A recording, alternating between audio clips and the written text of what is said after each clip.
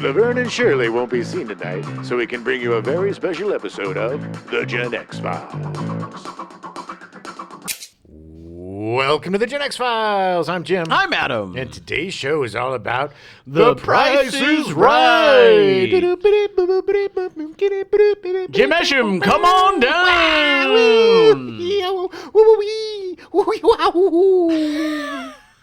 I will say, being at a taping of The Price is Right was one of my favorite memories in LA. Oh, it's fun. Yeah. So much fun. I've been to a couple of them. I've only been to one, but it was so much fun. We also had a very large group, so it was very fun. I also had a friend who was on, and he's a very interesting. He's a friend of Lucas's, so this will tell you. But he was on, and I think he was dressed as a chimney sweep, and he told the host, he's like, "Oh no, I'm a chimney sweep," and then he starts talking about. I mean, he was like making up this whole persona and everything. Nice. It's hilarious. That's It was hilarious. very funny. That's awesome. Well, take yourself back to 1972. Ooh. January 4th, the first scientific handheld calculator, the HP 35, made by Hewlett-Packard, is introduced with a retail price of $395, equivalent to just over $2,600 today. That's crazy to think that we didn't have we were using abacuses or Yeah. abaci. Yeah. Well, also the fact that it's a calculator and it was like $3,000. Remember when everybody was carrying around their handheld abacuses? Yeah, the And they would pocket just be like, abacuses. shoop, shoop, putting Yeah. their little beads to the side. ding. Okay, well, that's 32%. I can now do trigonometry. I don't even know if kids have abacuses anymore. Abacuses. Probably not. Let us know, people. How many abacuses is in your house? February 17th. I just want to say that's a lot of money for a calculator. Yeah, I said that. I mean, we all have them on our phones now. Yeah, it's weird to think that at one point a calculator was costing that much. Now, granted, it was a scientific handheld calculator. I'm sure they probably had those. Yeah, it had like the calculators. square root buttons and stuff. Big whoopity-doo. That's worth an extra $2,500. The old man had one of those. I don't know if he, had one of the $2,000 ones, but he had to, do a lot of conversions. I eventually had the Texas Instruments one. That was the TI-83 Yeah. or whatever, TI-85. Yeah. And then the ones with the printers. Like the accountants use? Yeah, so they keep track. I love that sound. They don't use those anymore. No, but that's why I love those movies. Okay, that's 45. Yeah, and then take Reels and reels the of- sound of those of- clackety clickety keys, man. It's very tactile. Oh yeah, that'd be a good ASMR. Oh, yeah, there you go. Clickety clack. I'm going to start a show. Clickety clackety with Jimbo. February 17th, the Volkswagen Beetle sales exceed those of the Ford Model T when the 15,007,034th Beetle is produced. Good Lord. That is a lot of Beetles. Yep. Original MSRP of $1,999, equivalent to just over $13,500 today. Man, inflation's huge. Well, Beatles, the German revenge. yeah. May 24th, the Magnavox Odyssey video game system is first demoed, marking the dawn of the video game age. It goes on sale to the public in August with an introductory price of $99.95, equivalent to about $679. $679 today, 41 cents. Which the funny thing is that it's about right Yeah. for game units now.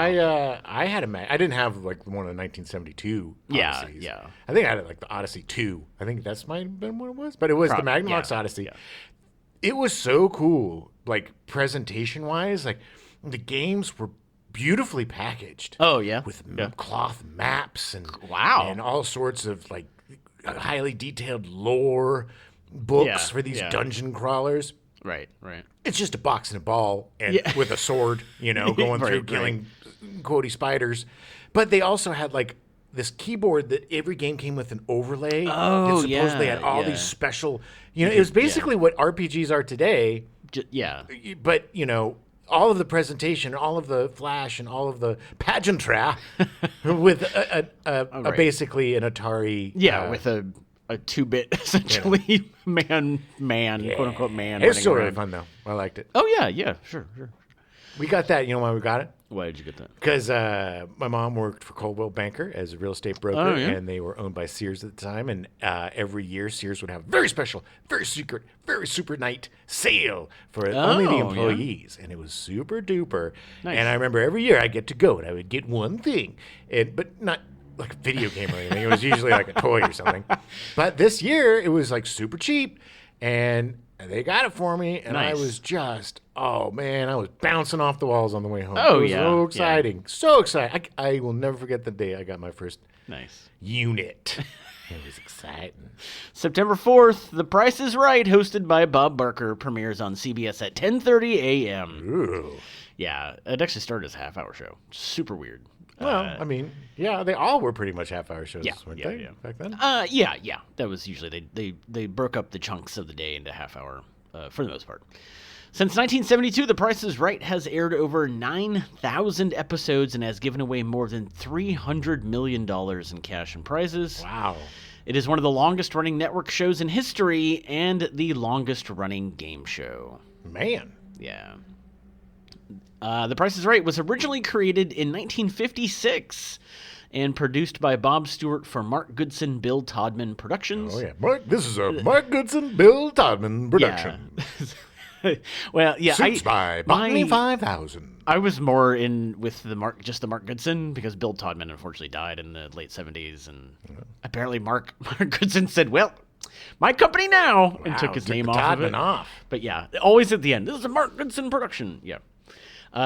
So Bob Stewart had already created one hit series for Goodson Todman, To Tell the Truth, and he later created the enormously successful Password.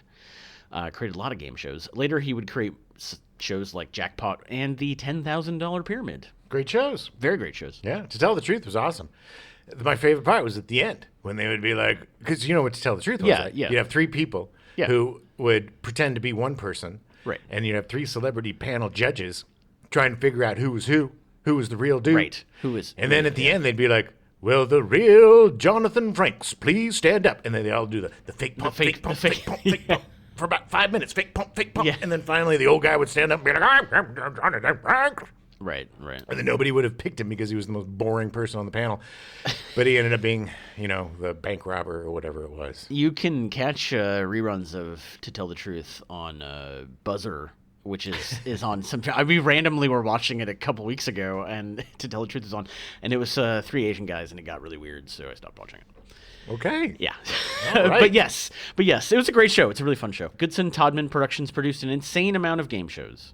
Family Feud, Classic Concentration, Match Game, Password, Beat the Clock. To Tell the Truth, Goodson's personal favorite show. I've Got a Secret. What's My Line? Card Sharks and Tattletales. Yeah, and there was a ton of others after Todman died.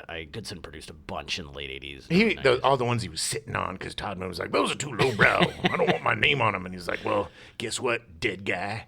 Your name's not on them. They did also produce TV shows, like dramatic TV shows and a couple movies, but never really caught on like their game shows did. Oh, yeah. Yeah. Bob Stewart attributes the creation of The Price is Right to watching an auctioneer from his office window in New York City auctioning off various merchandise items, which apparently was just a thing that happened in New York City. There was a street auctioneer. Apparently. 15 over here, 50 over here, sold for What is he $75. My used gum. Oh, gross. The That's how I got series. through college, baby. Auctioning off my used gum on the corner of Boylston and Boylston. Okay. The series, hosted by Bill Cullen, premiered on NBC's daytime schedule on November 26th, 1956, and quickly spawned a primetime series that aired once a week. On the original version of The Price is Right, 4 contestants won a returning champion. The other 3 chosen from the studio audience bid on items or ensembles of items in an auction-style format, which is what we talked about last week with Jeopardy. Always bring the champion back. Yeah. Play until you lose. Yeah. Hey, man, I'm 100% for that. The Price is Right frequently featured a home viewer showcase, a multi-prize package for which home viewers were invited to submit their bids via postcard. That's crazy. Yeah, it's weird. This was a big part of the show. It was a huge part of the show. But a lot of that time, like I remember a lot of my youth was like filling out crap from the back of comic books and Yeah. sending them in. And, 8 Magazines years and- later, yeah. getting a box of tiny little army men that did not live up to the hype, or X-ray specs that didn't really X-ray when you spec'd them.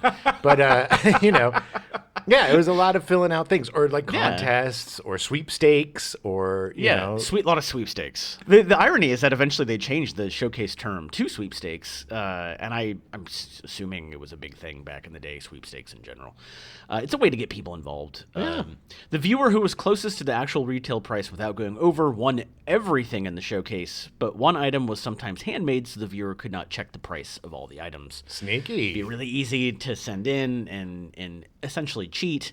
In fact, I'm sorry, but this oven mitt is worth $17,000. There's a diamond in it hidden you can't see. very often home viewers were stunningly accurate with their bids, including several viewers who guessed the price correctly down to the penny. Well, sure. I mean, they probably went down to their local store or whatever. And you couldn't stuff. look. This was work. Yeah. You couldn't just Google shit back then. No, you had to actually go either to the library to do research. Yeah. Get out your microfiche, you know. Yeah. And your Dewey Decimal System and your cards, your cards. What is it? What was the card thing where you pick the cards? Dewey Decimal. It was the card. It was Yeah, let's talk about million-year-old libraries. Yeah. But yeah, I mean, that was the thing. You had to actually go out and research things by going to places. You had to fill things out by hand with a pen or pencil, and you had to walk down to the mailbox. You had to stamp it. You know, you had to do stuff. What we've seen the last two episodes is that you do your research, you win. Like that's how it goes. Well, you know, I know we're going to get to this in the Stepdad show, but when we did the celebrity name game, we worked our butts. I mean, I know. I remember. Totally trained for that. Yeah. Because we wanted to win. I mean, if you can't just go in and be like, well, whatever happens. Yeah. You know, then you're going to lose. But if you bust your butt, you have a chance, baby. True. So in such a case of people getting things stunningly accurate, the tied contestants originally were informed via telegram and asked to give the price of a specific item and continuing until one broke the tie. Telegram from Mrs. Johnson. It's just You very won the odd. sweepstakes. Stop. It's like Sweepstakes coming in 3 days. Stop. you are still tying. Reply. Stop. Send new. It's like just it's so Please weird. send your bid by telegram. Yeah. What? How much do you think 3 packets of Dawn soup are? Yeah, there you go. Send your bid. Yeah. Via telegram. Stop. They later changed the tiebreaker so the person who was first to send in the correct bid won the prize. That makes sense. Save a lot of time and effort. Yeah. But I mean, look, is this before or after the big game show? Before. Okay. Yeah.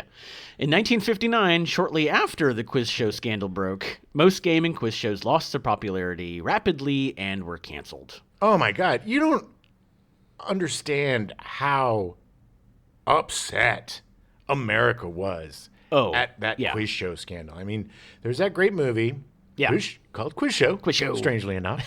Directed by Robert Redford. But the fallout from that. Oh, yeah. You know, because people weren't skeptical conspiracy theorists. You know, people trusted back then. Yes, not at They this trusted time, their government. Yeah. They trusted the news. They trusted the TV. It was all about being trustworthy. You know, we want to keep integrity. If you didn't, you were very much the outlier. Yes. And you were shunned by society. It was crazy time. Yeah. Crazy time where actually people, they were held accountable. It's weird to think that that's how it was. Held accountable for their actions. Ooh. But yeah, I mean, the fact that it destroyed an industry. It did, for the most part.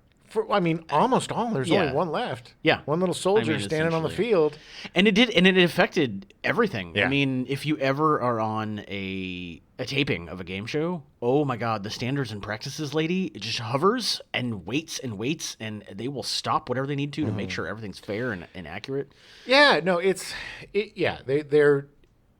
very above board now. It has to be. It has to be. Yeah. We'll talk about it. Yeah. The Price is Right was the exception. Goodson and Taubman had built a squeaky clean reputation upon relatively low-stakes games. We're good guys. Yeah. So, thusly, as the more popular competition was eliminated, The Price is Right became the most-watched game show in the country and remained so for the next 2 years. Oh, yeah, because it was like the only game in town. Yeah. You know? I mean, maybe they had like to tell the truth or something. I mean, things that didn't have any sort of... that you couldn't really cheat at. Right. Yeah. Like celebrity panel shows more than game shows. Yeah, yeah, that's true. The show was sponsored primarily throughout its run by Unilever, thus then known as Lever Brothers Corporation. Sponsored by Lever Brothers Corporation, the maker of Dove soaps, Dove beauty bars, Imperial margarine, whisk laundry detergent, Handy Andy liquid cleaner. It was all stuff, Handy Andy liquid cleaner. When you need to clean, ask Andy. He's handy. There you go. That was good. I used to do radio ads in the 50s and 60s. So the 4 contestants of the week would usually receive a complimentary supply of Dove beauty bars. An alternate sponsor was Spiegel watch bands. Spiegel. Most notably for their then new Twistoflex bands. Holy moly, man.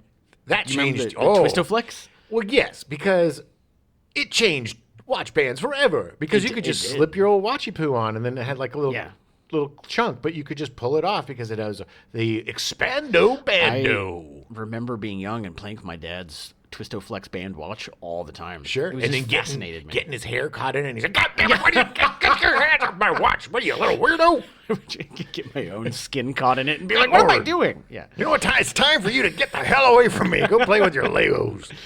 In 1963, The Price is Right switched networks, and both the daytime and primetime series moved to ABC.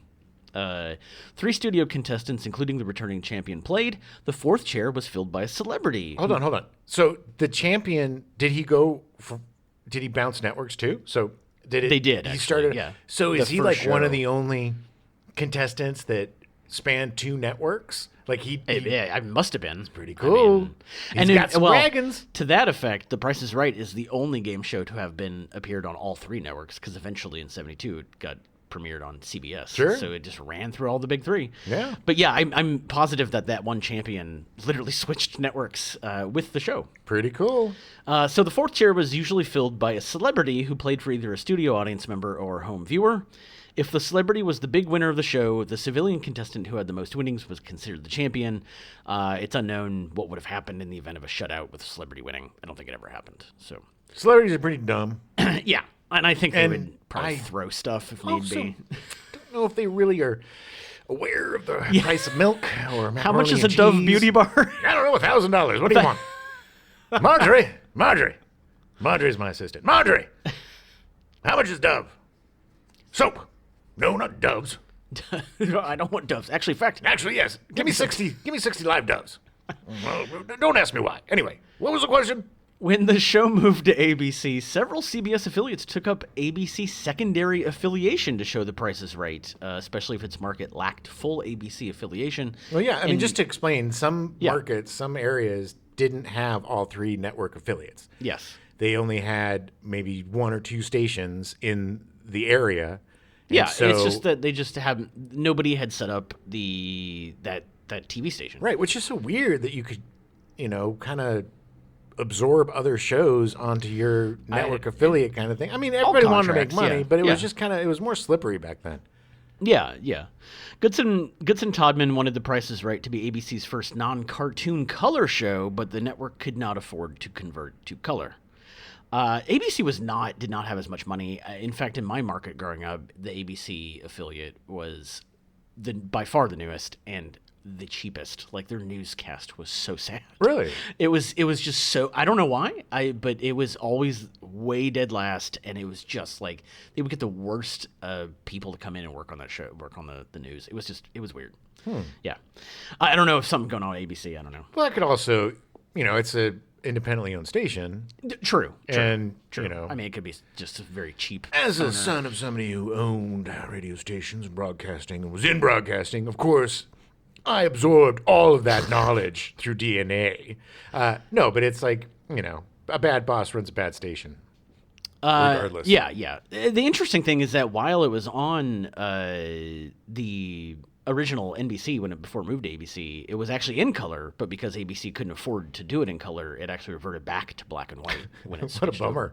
Yeah, it's kind of weird. It's a very colorful show, too, at least in the, Yeah, I mean, starting with the '72 series, I'm assuming back then it probably was too. I mean, all those I don't know why it crazy wouldn't be. big, Flower Power Flowers Yeah, and crap, oh, all yeah, that yeah. 70s Goomba.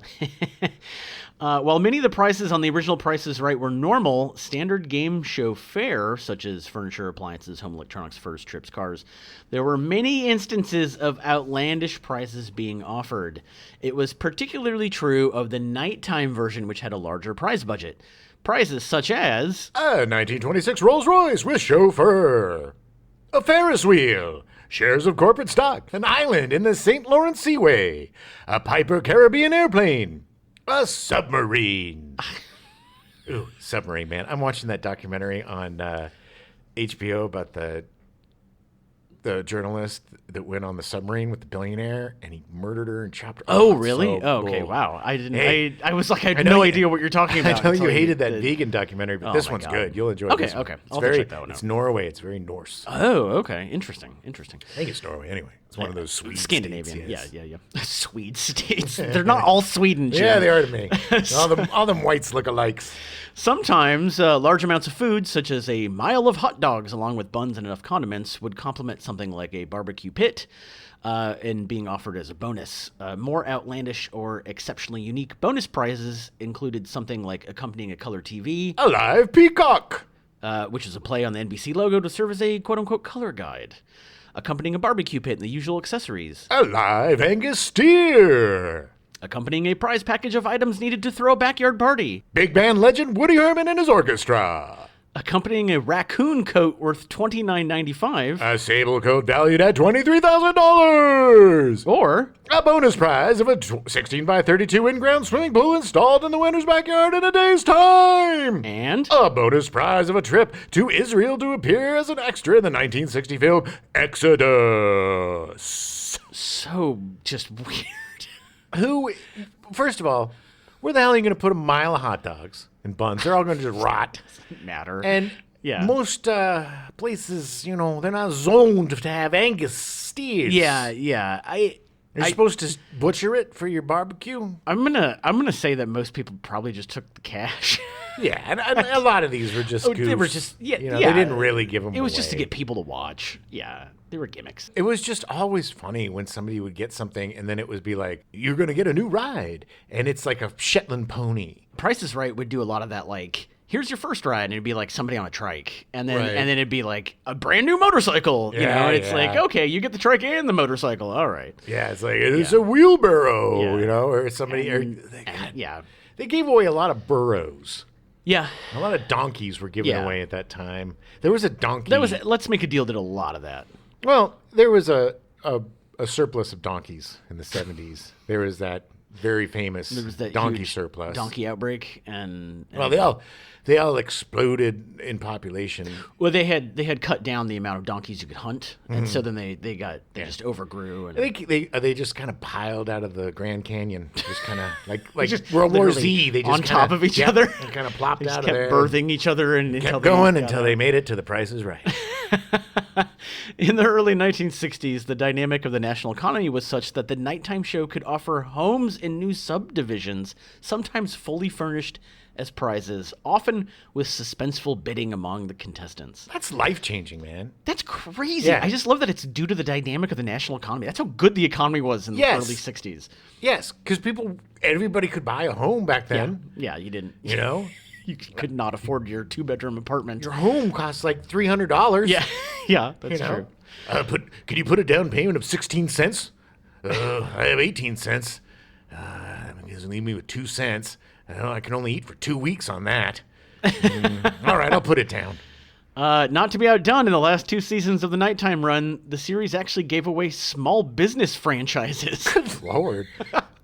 In some events, the outlandish prizes were merely for show. For instance, in one episode, contestants bid on an original retail price for a 1920s car, but instead won a more contemporary model. Well, sure. Yeah. On September 3rd, 1965, the show aired its final episode after nearly 9 years on the air. What kind of submarine? I'm assuming it was probably just like a personal submarine. Oh, I'm really. I mean, I can't. It's not like a nuclear-driven 40-man submarine. Is it a decommissioned World War II It was a U-boat? They bought it from the Soviet Union in Yeah, there's a lot of 1959. stuff- And they're like, there's a lot man, of we don't need surplus this. stuff. Yeah. So the show was off the air for 7 years. Goodson and Todman tried to get it back on the air for quite a while until finally in 1972 it premiered on September 4th at 10:30 a.m. on CBS, one of 3 game shows to debut that day. Wow, it's a 10:30 a.m. baby a lot of times. The other 2 being The Joker's Wild, which was a quiz show based around getting questions from a slot machine. Joker's Wild. Premiered at 10 a.m. It led into the show, and Gambit, based on the card game Blackjack. Don't remember Gambit, but I definitely remember Joker's Wild. I remember Joker's Wild. They brought that back a couple times into the... Well, no, I guess it was the 70s. Yeah, no, I remember that. I watch a lot of old game shows, so I remember seeing all this crazy stuff. Well, I watched them when I was homesick.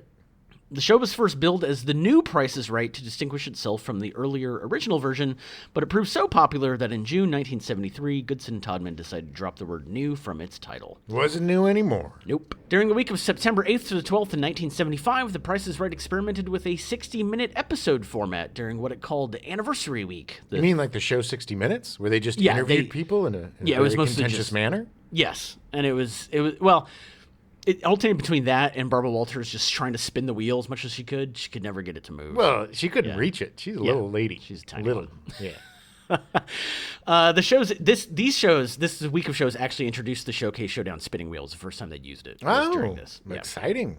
Yeah, because the 60 minutes version, they could break it up and do the 2 showcases. Mm-hmm. The Anniversary Week experiment was a rating success and quickly led to the announcement of the permanent expansion of The Price is Right to 60 minutes. The format of the show has since remained virtually unchanged. New pricing games are generally added each year, while others are retired. Prizes in pricing games have kept pace with inflation, with games originally designed for 4-digit prices of prizes, most often cars, adjusted to allow for 5-digit prices. Yeah. So that you mean like... If it was like a $7,000 car and it was, you had to guess 4 digits, then they just made it 5. Okay. Yeah, that's okay. That makes sense. While the set has seen numerous redesigns and upgrades over the years, the show has maintained the similar aesthetic element from its premiere in 1972. All the big old weird hippie flowers and psychedelics and stuff. The show has been taped on Stage 33 since the show's inception in 1972 at CBS Television City. Other shows taped on Stage 33 include... The Carol Burnett Show, Mama's Family, Hollywood Squares, Match Game PM, The $10,000 Pyramid, The $25,000 Pyramid, and Gilligan's Island. And more recently, Real Time with Bill Maher. They nice. do it live on that same stage. Yeah, it's funny because I've only been to 2 live tapings of shows, and both of them were in the exact same stage. That's hilarious. I saw him when he did his Politically Incorrect show. He's tiny. Oh, yeah. He's not big. He's not a bobblehead. He has a big head and a tiny little body. Very large. But a very funny man. Yeah, he's great. He's fine. Odd little duck. When Goodson Todman began shopping around the new version of The Price is Right, they originally wanted Dennis James to host the show. Well, of course they did. Yeah, I had no idea who Dennis James was. Why? Until 1976, Dennis James had appeared on TV more times and for a longer period than any other television star. That sucks. It's not even 50 years, maybe 40-something years. Yeah. And this guy is completely forgotten. Yeah. Except for probably super diehard game show nerds. But you're a I'm a super diehard game show. You should know this guy. No idea who this guy was. You should do a biopic on him. He was. I'll play him. Yeah, there you go. I don't even know what he looks like. Alternately referred to as the Dean of Game Show Hosts and the Godfather of Game Shows, he was the host of television's first network game show, the Dumont Network's Cash and Carry in 1946. The Dumont Network presents Cash and Carry. With your host, Dennis James. Yeah. I don't think he sounded like that. We go play the games. If he sounded like that and managed to have a long career, more power to him. He did. It was so weird. I think people just were comforted at the fact that he had... James was fascinating. He had a lot of firsts, and this is a total aside, but I just was amazed by the fact I'd never heard of this guy. He was the first person to host a telethon. Raising more than $750 million for United Cerebral Palsy over 5 decades is the run of its host. So Jerry Lewis was just copying old Dennis James. You hack.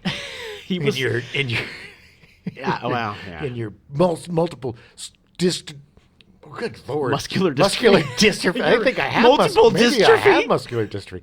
In your stupid muscular dystrophy telethon. Wow. Yeah. Big-headed jackass. Dennis James was the first to appear in a television commercial for Wedgwood China. I Wedgwood, China. It's When just you're that- having your mother-in-law over. I always knew that there was somebody that was the first person to do Yeah. this. Like I was like, how would I ever, Nobody gives a crap. He was the first to MC a variety show on TV. He was the first to appear on videotape. The guy apparently has over 27 firsts, and no Nice. one knows who this guy is. No. Well, it's like, my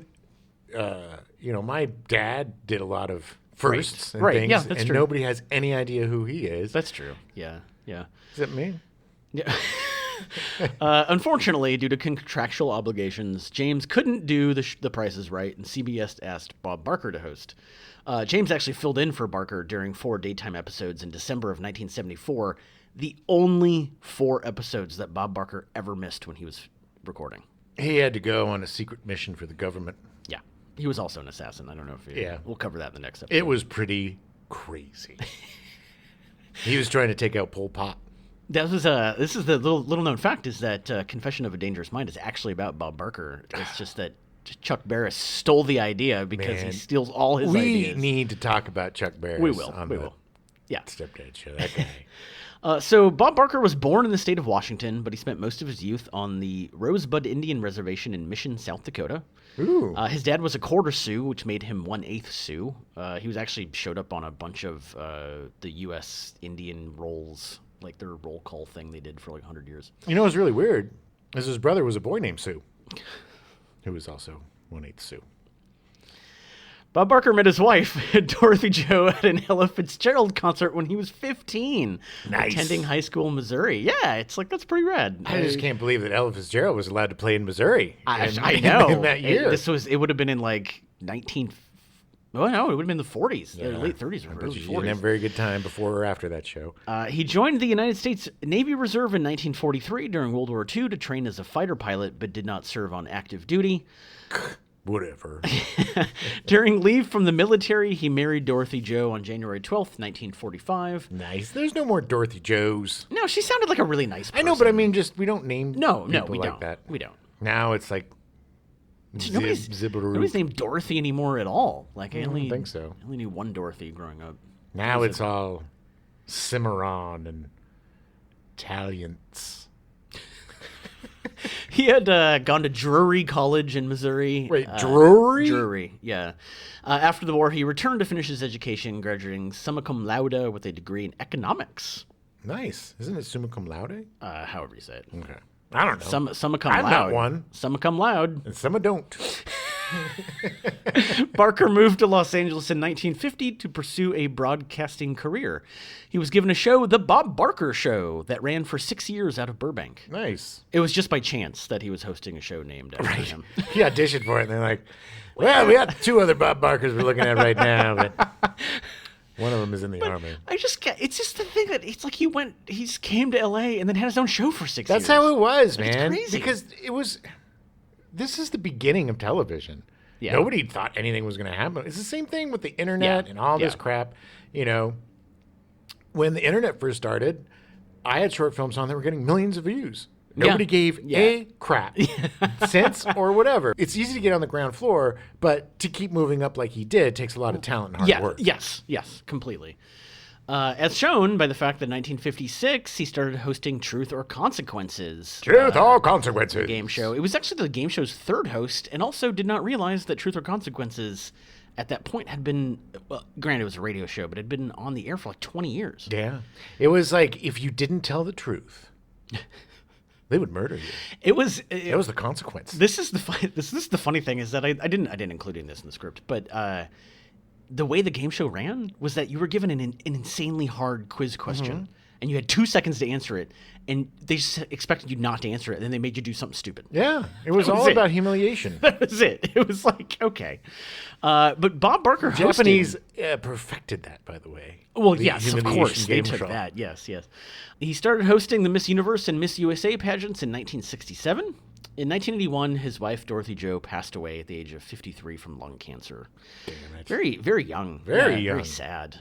Shortly after, he became an advocate for animal rights and of animal rights activism, supporting groups such as the United Activists for Animal Rights and the Sea Shepherd Conservation Society. Yeah, he went full tilt animal after that. Like, After his wife died, it became his thing. That was his thing. yeah, because animals are much better than people That's true. And I personally would much rather hang out with animals than people. I fully support Bob Barker and all of his animal rights and stuff. I am not a fan of PETA. No. But he gave in 2000 something, he gave like $5 million for them to make a new office building. Oh. Yeah.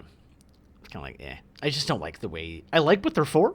I don't like the way that they implement their stuff. It's just bad. Here's how I look at it. There's the NRA. There's all sorts of extreme organizations that Yeah, are meant yeah. to go to the extreme. I'm not saying that PETA and the NRA are the same. No, but no. I understand PETA going to the nth degree because that's how they Yeah, have to do it. you- And then you yeah, find some yeah. sort of thing in the middle, and then Right, it's right. But I get you. I understand. Yeah. He started using the Have Your Pet Spayed or Neutered at the end of shows in 1982. In 1987, Barker requested the removal of fur prizes for the Miss USA pageant and stepped down as host when the producers refused. Good for him. Yeah, he stuck with his guns. He was, In 1987, he did what almost no other TV show host would dare do. He stopped dyeing his hair and let himself go full gray. Nice. And it only raised the ratings of The Price is Right. People were so into it. Yeah, he was a silver fox. He was. He totally was. On Halloween in 2006, Barker made his announcement that he would retire from The Price is Right in June 2007. It wasn't as sad as it would be because he was dressed as Harley Quinn. It was distracting. It was the heels. The heels really threw me. Well, it was the ripped up fishnets. Yeah. He has really nice legs and He a does. pretty scooty patootie. He's made 3 appearances on the show since, once to promote his autobiography, one to celebrate his 90th birthday, and then once for an April Fool's Day joke where he hosted the first bid in the first game before handing the reins back to Drew Carey. Nice. Barker is a 19-time winner of competitive Daytime Emmy Awards from 43 nominations.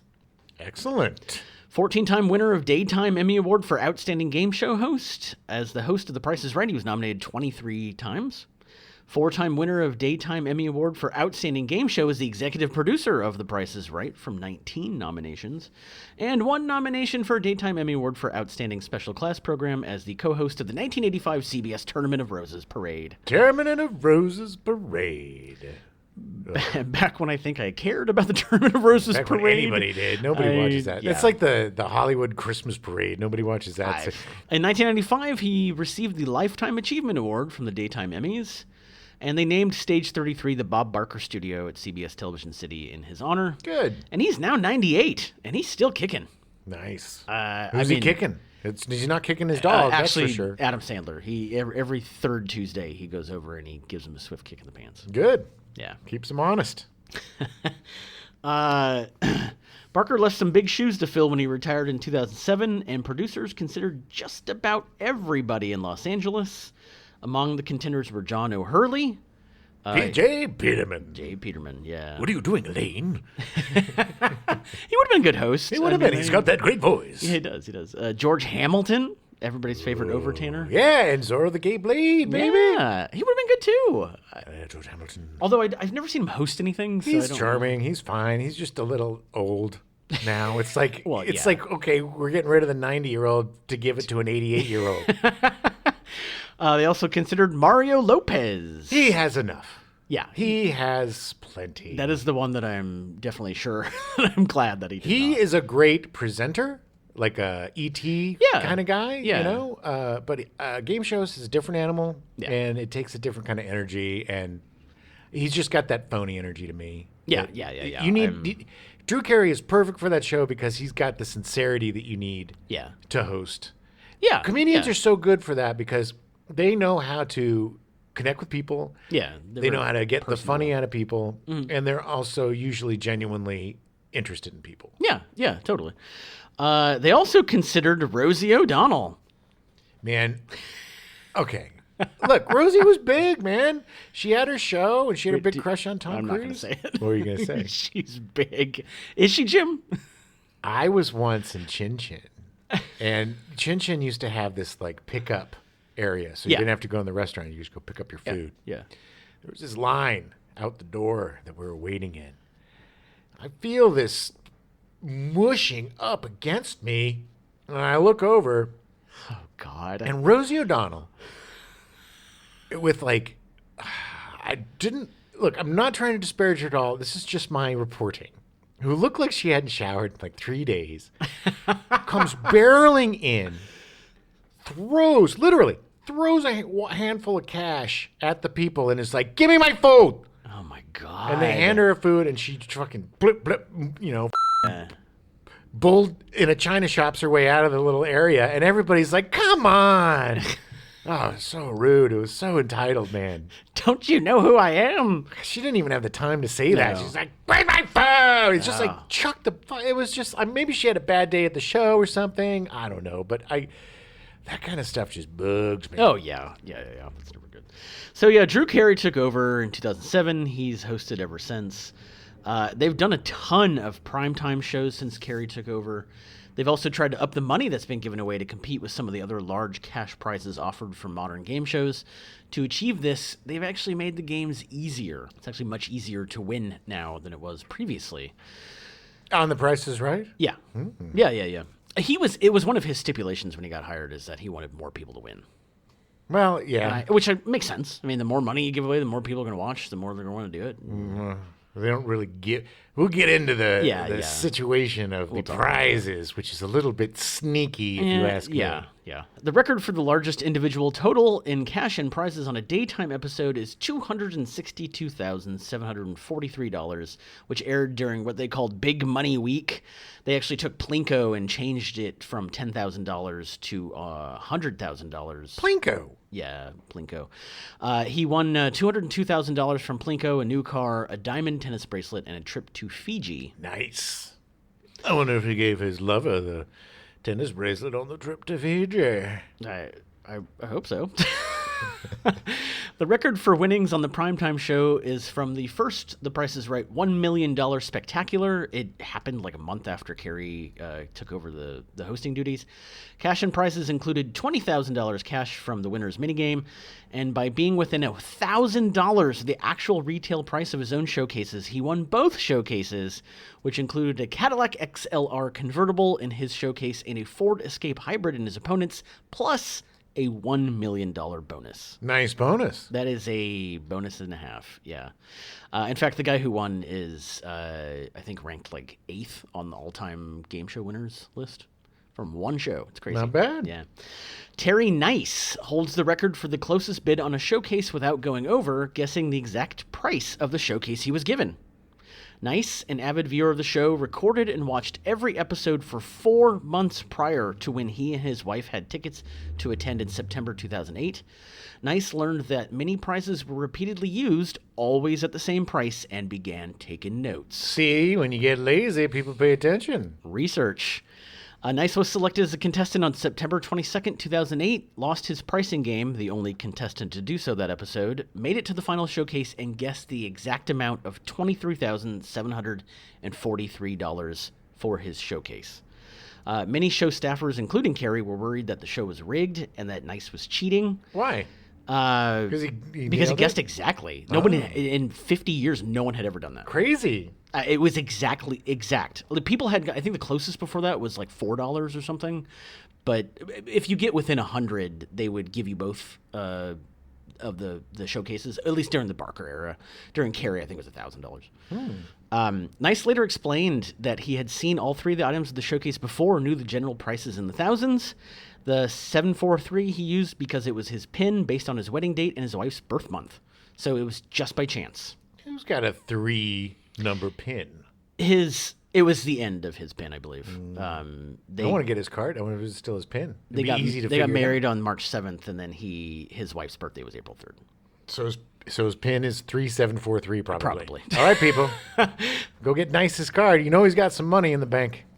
Carey attributed his subdued reaction to the perfect bid by saying, "Everybody thought somebody had cheated. I remember asking, are we ever going to air this? And nobody could see how we could. So I thought the show is never going to air. I thought somebody had cheated us, and I thought the whole show was over. I thought they were going to shut us down, and I thought I was going to be out of a job." Yeah, it didn't happen. It happened like a year after he took over. So like he was also he got really vocal about being very insecure about the job. It was very weird at the time. I mean, look, Jim Carrey yes. is great, but he's also taking over for a guy that did it for 40 years. Or Drew Carey. What did I say? Jim Carrey. They're both great. The Carey brothers. People don't know that. They're brothers. adopted brothers. Right. But But Drew Carey's great. He's good in the show. Drew Carey had great success as a comedian, great success as a sitcom star. Yeah.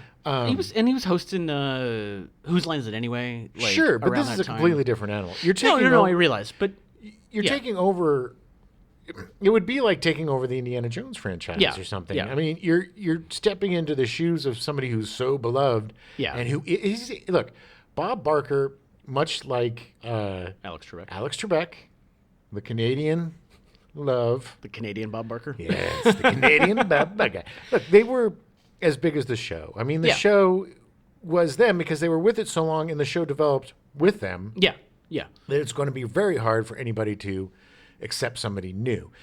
I think with Jeopardy, it's almost a little easier because Yeah. that host has a not as much water to carry as Drew Carey, because it's a much more exciting and dynamic, Yeah, and there's so much yeah. crap going on, and you have to keep the energy it's up, very and you have fast, to keep yeah, pop, yeah. pop, pop, keep it moving.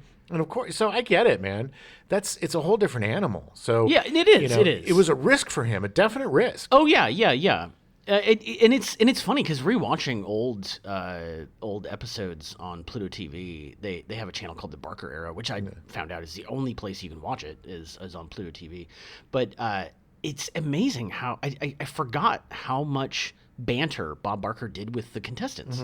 Like he would go on and on and on. I was like, there's a show that needs to happen. Like, why are you still talking to this person? So you really love scuba diving, huh? Yeah. What's that like? He pulled some lady in that was from Georgia, and he thought she was Samoan, and just went on and on and on about You it. look Samoan to me. Because he was like, "Did you see when the Samoans threw me around the stage?" And I was like, "What are you talking about?" He's a personable guy. Yeah. But I think with Carey, I think that as just a sitcom star, he was fine. But I think what got him into this and got him the job was the Who's Line. Well, sure. Because that aired so much, and people knew him, and they knew he was personable and fun. And you had to think on your feet because it was an improvised Yeah. show. There wasn't a lot Although of stuff he written. was by far the weakest link of that show. Yes. Well, in and that's improv, not his fault. for improv. But He's a that's comedian. yeah. That's not. He just loved Yeah. the show. I mean, look, did. you're dealing with Ryan Stiles and Colin Mockery. You know, and great groups. Like these guys are yeah, Wayne Brady. They're Wayne brilliant. Brady, they're yeah. all really, really good at what they do. Yeah, and yeah. and he's fine.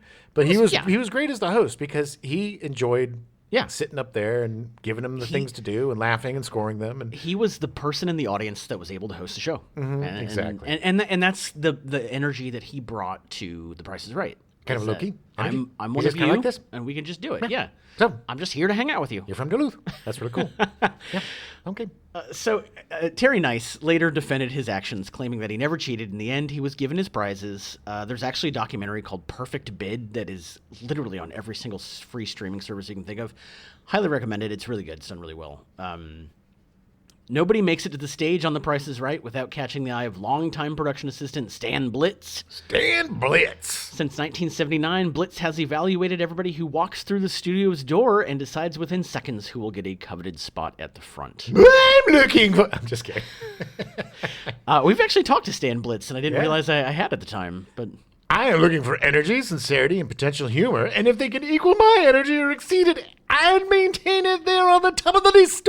he does that every time. It is not annoying at all. No, it's a very charming, weird gibberish. Yes, and he's been doing it since 1979, literally 1 year less than I've been born. So, yeah.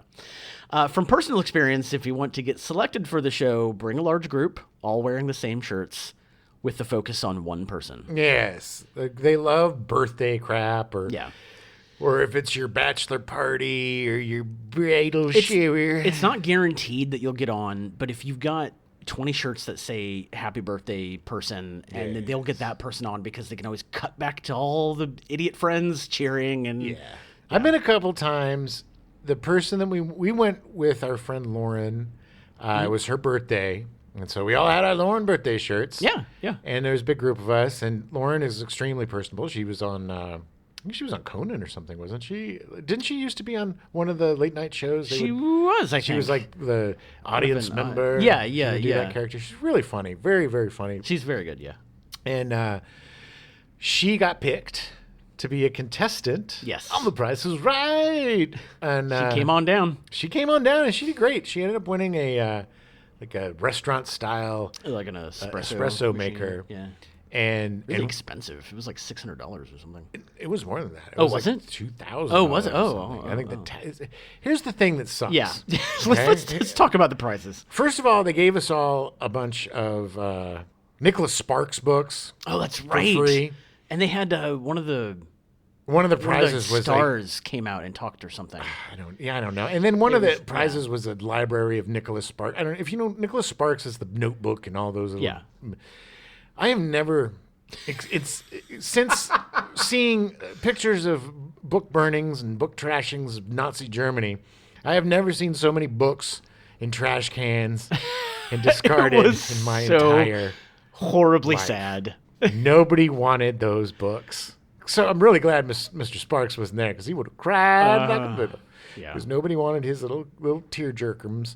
But here's the thing. Other than that horrible book collection that they thrust upon us, when you win on The Price is Right, you have to pay the taxes for that prize that day Yeah. to take it home. Yeah. So if you win a car that is a $30,000 car, you got to come up with $3,000 Yeah. that day yeah. to take it home. Now, I don't know if you win cash and prizes, if you can deduct the cash, use Right. that Use the cash that you win for the thing. minus whatever taxes you owe on the cash. But if you don't have the money to pay for it, you don't get the prize, and you cannot get the cash equivalent. So either you pay the taxes and take the prize, or you forfeit the prize, Wow. and then they reuse that prize. Yeah, they have That is the scam of The Price is Right that drives me nuts. Because a lot of people don't have $6,000 Yeah. on hand to be able to pay for your dinette set and your new car and your this Right, and that. It's right. really cool and it's really exciting to win. But so many people that I know that have been on and won, it was just so disappointing at the end. Even Lauren Yeah, was really yeah. bummed out because, that cleaned her out. Yeah, She yeah. only did it because she knew she could sell it on eBay. Right, and right. Get a She'd be able to decent get rid of price, the get her stuff, money yeah. back. But that takes away a little of the joy from me Yeah. because knowing that all of that excitement and joy that people Yeah. feel when they're winning is just kind of crushed after the show's over. And they're like, all right, pay up. Yeah. That was first brought to my attention when Oprah did the whole car giveaway thing, and then it was literally the next day people were like, yeah, real exciting. I had to pay $4,000 or $5,000 in taxes to get this car. It's like it wasn't a free car. Right. And granted, you can sell the car for more or whatever. I get it. But if you don't have that, But if $4,000 you're or friggin' $5,000, Oprah Winfrey, you should yeah. be able to pay the taxes. Yes. Cover the taxes. That's just, I get it. I don't know if they can cover the taxes, I assume so. I mean, when I won, Yeah. they taxed it as income. Right. So it was only 10%. Right. And I had to pay my taxes. They didn't take anything out. They didn't take anything out. They just gave you the me full the amount, full-on and then- amount, and then I had to pay $1,000. I had to pay Yeah. 10%. Yeah. At yeah. the end of the deal. And, which was great. Granted, it took almost 6 months to get the prize Yeah, money yeah, because that yeah. stuff. Because that's the other thing is that you don't get any. If you do win anything, you do not get it until the show airs, and that's- Unless you're on Price is Right. well, right. Other game shows, yes, Because the Price is Right, they air pretty. they turn over so quickly. Yeah. And they have to, the way the prize thing is, it's Yeah, nobody. yeah. It's not about who wins or what you win. Yeah. On The Price is Right, it's about the energy and the this Yeah, and the yeah, that. So they don't really yeah. care if I won a car. It's like, Right, how right. did you get to win the car? But with another type of game show, it's Yeah. the competition, and it's like, Yeah. well, we want to know who wins and who loses. But I think with that one, it's like everybody can win and everybody can lose. Yeah. But I think I just find that practice to be a little sleazy. I don't know if it's just a complete legal thing or however, Yeah. but I think they can structure it in a way that's less devious in a way because they don't tell you Right. like, right. okay, you're When gonna have to when you're standing in line for Right. 4.5 hours. Exactly. You know. to get in and see if you can get on. But I think the thing about this show that is better than any other show and more exciting than any other show is that if you're visiting Los Angeles with your family, Yeah. you could get on that show that day. yeah, yeah, You don't have to audition. You Yeah. don't have to, I mean, you have to do things in line Sure, to sure. make yourself stand out. talk to the person. Yeah. But it's not. There's no test. There's no. It's just being there. That's what I love about it. I love the fact that it's yeah. anybody, anywhere, anytime could get on that show, as long as you make Mr. Blitz happy. Yeah. But but yeah, I mean yeah. that's what I love about that show. That's what makes it so exciting to go as an audience member. Mm-hmm. That's one of the only game shows I've seen as an audience member. Yeah, same. And I don't. I mean, for me, it was never about getting on The Price is Right. I love the show. Sure. And it's one of my favorite game shows. But it was never.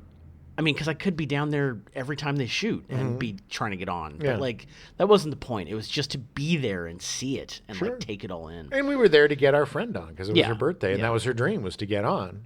Yeah, it is. It is really a fun thing for out of towners to be able to come in and do, and it will eat up the entire day because you got to get there super early and wait in line, and they just make you wait in line. Oh and no, wait it's in your line and wait in entire line. day, and then you wait to tape, and then the taping takes a while.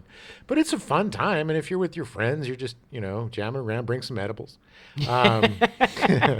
But yeah, I mean, and then a couple of years later, Lauren and I were teammates on another game show. Oh, yeah, that's right. America Says. America Says, yeah. The Price is Right is America's game show. Yeah, yeah. It's the show for anybody. You don't have to be smarty smarts like Jeopardy. You don't have to, guess words and stuff like Like Wheel of passwords and Fortune. stuff. Yeah. Yeah. You don't have to know knowledge. You got to know what prices are, and Yeah. you can guess. It's just anybody can play and win that game. Yes. That's the beauty of it. Yeah. There's no, it's America's game show, I think, right? I would think so, yeah. I mean, it's a very, I don't want to say populist game show or whatever, but like it literally is anybody can win. And it's basically a good allegory, It's just Yeah. like a bunch of, overweight, lazy Americans. No, I'm just kidding. A bunch of lazy Americans going in to get free stuff. Yeah. And then the government giving them the shaft at It the is- end and realizing there is no free lunch. It is the absolute perfect allegory for America. Yes, it is. But yeah, if you're going to get on that show, make sure you got some money in your bank account. There was one other little funny anecdote that I wanted to talk about just because it happened in 2015. I thought it was really funny. Comedian Danielle Perez was a big Price is Right winner. She won her very own treadmill. The problem, as was very obvious to everyone in the audience, Perez was wheelchair bound, having lost both her legs to an accident in 2004. I just thought, this is perfect. You can't outright this. You can't make this up. It's not even that I'm in a wheelchair. It's that I literally don't have feet. She thought it was hysterical. Like, Drew Carey was horrified. Oh, yeah, of course. But she thought it was the funniest thing ever. Well, it is. I mean, she's a comedian, You got to look at the funny side of things or you blow your brains out. There have been numerous board games and card games and video games based off The Price is Right since its inception. In fact, the original board game is older than the board game Risk. Damn. Which is weird because I thought Risk was like 100 years old, and it's not. It came out in 1959. Yeah. And the original Price is Right board game came out in 1958. Interesting. Yeah, the last video game that came out was a version for the PS3 in 2012. It seems weird. Yeah, board game. yeah. I mean, I can see a video game because there's I remember them during the 80s, like the home version, the home Everything had a home yeah, version. yeah. But it could work. I mean, but even video games, it's just not conducive to that. You watch it. contestants get a promotional prize of Rice-A-Roni, Yeah. the Rice-A-Roni treat, Yeah. Turtle Wax to wax your cards, and the home game of Jeopardy by Milton Bradley. Take Jeopardy home to play with your family. What is family fun?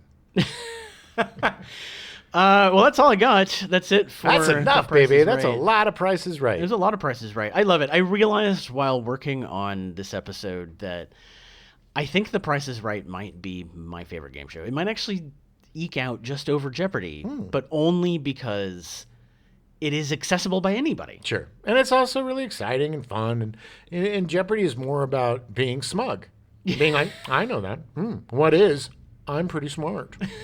It's all about smugness. It really is. I mean, Jeopardy is all about proving to yourself that you're not a complete moron. Yeah. But you can truly enjoy The Price is Right and enjoy other people winning prizes because it doesn't test your intelligence. There's no jealousy there of, Right. I guess that hi-fi is worth $2,015. The irony is that Jeopardy will prove to you very repeatedly how stupid you are.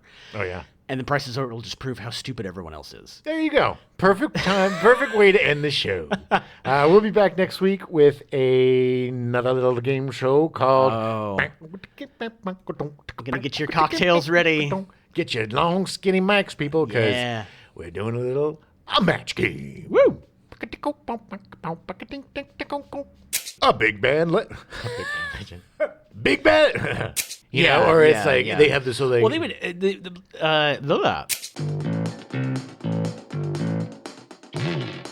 We now return you to your regularly scheduled programming. Blossom, already in progress.